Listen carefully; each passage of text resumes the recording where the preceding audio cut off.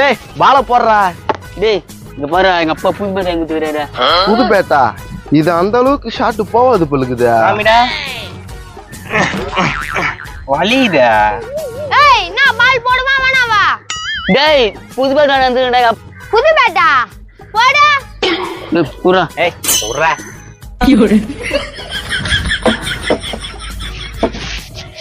அது கூட அது புடியா.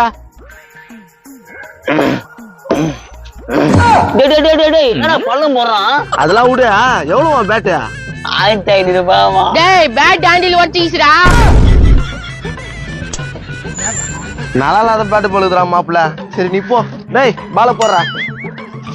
யார் பெற்ற மகனோ நீ யார்?